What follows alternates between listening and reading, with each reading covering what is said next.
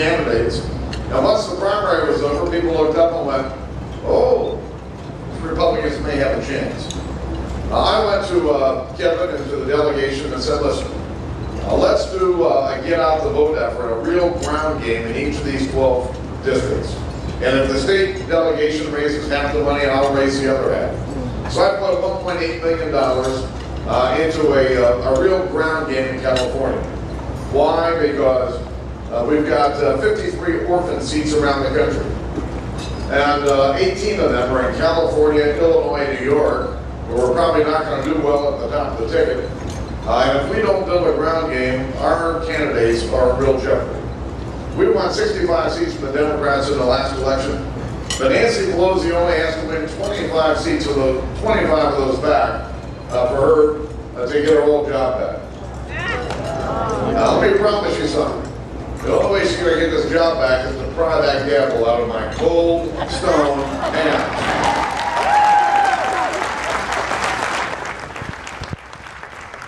Now, as I stand here today, we have 18. Every time the two of them were together, and President Reagan would in fact say, either in English or in Russian, trust but verify. That's the job that I have the honor to do in Washington, is to recognize that government, whether it's in Sacramento or in Washington, always says, trust us. You can trust us. We're well-intentioned, we're honest, we're different than the last administration. Well, this administration is different. This administration said, trust us. They said they did the most transparent administration in history.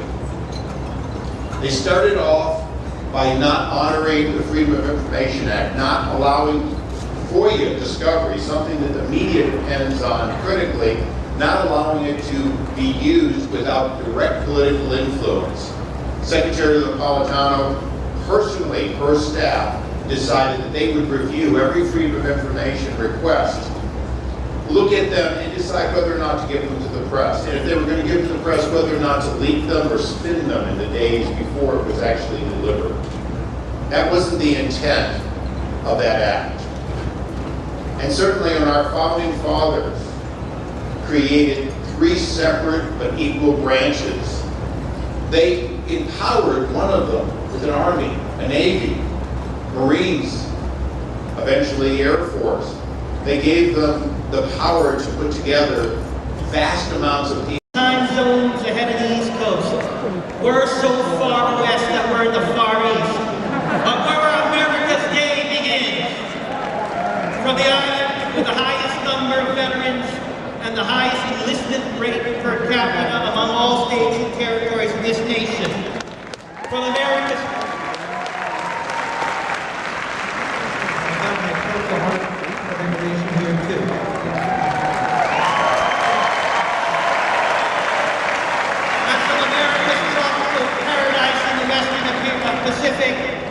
and America's gateway to Asia. We've got a simple count. It's 9 delegates unanimously for the next President of the United States, Mitt Romney.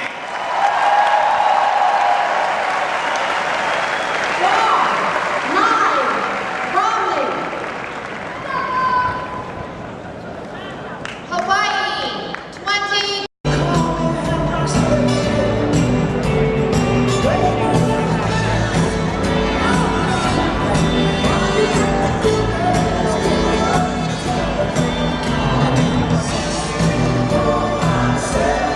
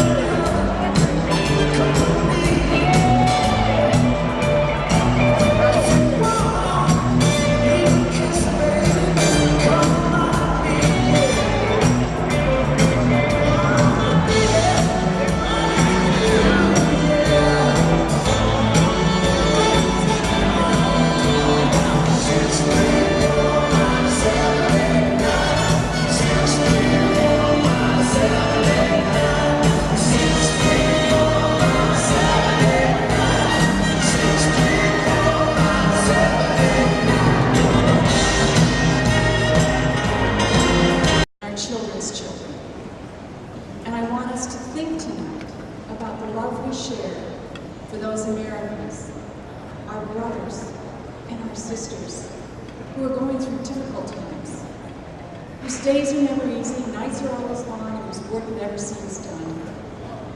They're here among us tonight in this hall. They're here in neighborhoods across Tampa and all across America.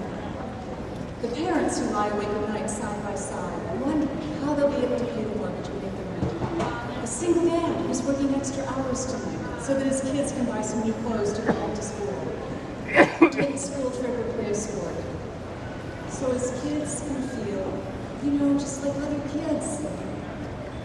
And the working moms who love their jobs, like to work just a little less to spend more time with the kids. But that's just out of the question with this economy. Or how about their couple who like to have a job, but wonder how they will afford it? I hope that all across this country, and I know a lot of you guys,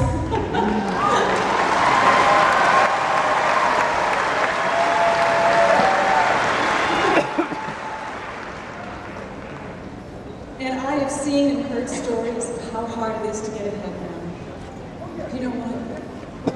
I've heard your voices. They've said to me, I'm running in place and we just can't get ahead. Sometimes I think that late at night, if we were all silent for just a few moments and listened carefully, we could hear a collective sigh of moms and dads across America who made it through another day, and know that they'll make it through another day tomorrow. But in the end of that day, we're just not sure how. And if you listen carefully, you'll hear the women sigh a little bit more than the men. It's how it is, isn't it? It's the moms who have always had to work a little harder to make everything right. It's the moms of this nation, single, married, widowed, who really hold this country together. We're the mothers. We're the wives. We're the grandmothers. We're the big sisters. We're the little sisters, and we are the daughters. You know it's true, right?